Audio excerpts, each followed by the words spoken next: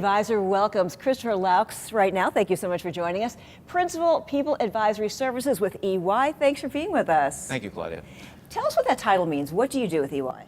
So at EY, I help our clients handle all of their transaction matters. So as they're moving into mergers or divestitures or different large projects that are transformational in nature, I help them deal with all the people issues associated with that. So where are we going to move the people? What people might we keep? What people do we need to add to the organization? And what adjustments do we need to make to the way that we serve those people? Are there pretty much major adjustments with every transaction? There are, yeah. I mean, in every situation, and certainly in the age we're in today with the digital aspects that are coming into play, we're starting to make more and more fundamental decisions earlier in the process around how do we need to manage those people? Do we need to make changes to the fundamental way that we do work as we come together as a new organization, or perhaps change the way that our organization is structured?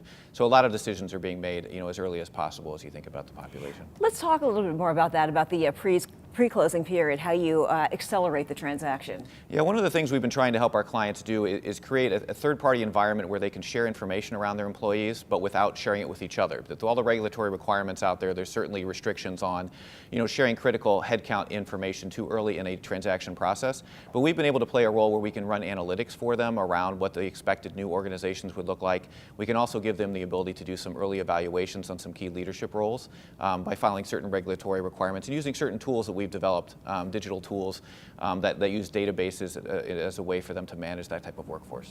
And then what about after the closing occurs, the environment of full disclosure? What happens there? Yeah, so one of the things that our tool is very helpful in doing is you can do things on a positional basis before the closing where you're sort of redacting some of that critical data, but we have the ability to turn it on at the flip of a switch. So as soon as that deal goes live and as soon as we've made that final closing, we can then move right into critical talent decisions, and all that information is readily available to them immediately through a web-based tool that they can access and start to make some really critical analysis.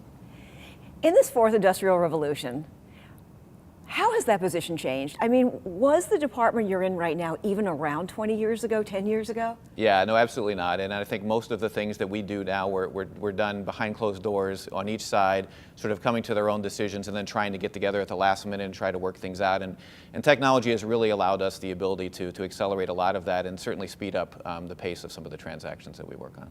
And to your clients, that transparency must be just amazing. Yeah, it's definitely, and from a cost perspective, it really helps them plan more effectively for what the benefits are going to be for some of these transactions they're going through. Okay, I'm going to ask you to pull out your crystal ball right here and look towards 2018.